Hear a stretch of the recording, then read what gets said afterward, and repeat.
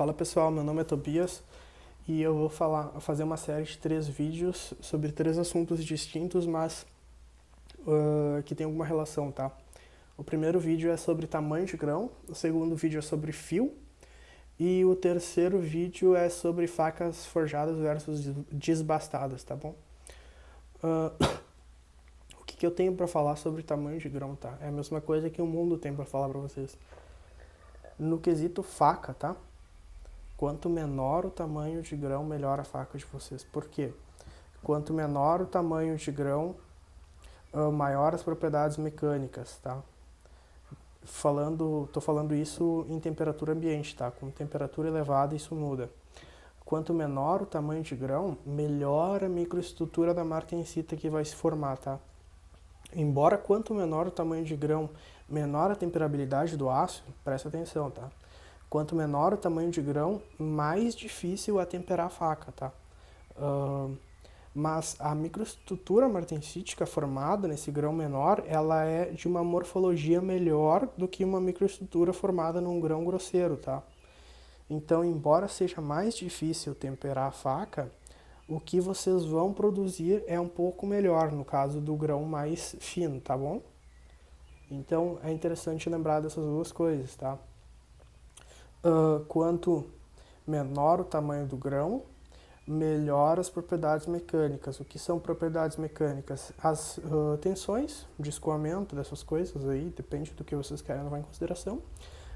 A resistência à fadiga e também quanto menor o tamanho do grão, melhor a microestrutura martensítica formada, tá? Ela tende a ser menos frágil, uma coisa frágil não é legal, então microestrutura de grãos pequenos, se tu tiver um grão austenítico prévio pequeno, quando tu fizer a transformação martensítica, essa martensita vai ter uma morfologia um pouco melhor, tá? Isso requer de vários fatores que tem a ver com transformação martensítica, que não convém falar, mas basicamente isso afeta a fragilidade diretamente, a fragilidade da estrutura martensítica, tá? E por que essas propriedades mecânicas são melhores? Também tem a ver com a relação área-volume entre esses grãos, tá? Porque como o volume é cúbico e a área é quadrada, quando tu está crescendo o grão, tu cresce muito mais rápido o volume do que a área, tá? Então o que acontece? O crescimento do grão é um fenômeno termodinamicamente favorável, por isso que se tu der energia, se tu der temperatura, o grão cresce, tá? Mas a microestrutura desse grão, quanto maior o grão, pior ela é, tá?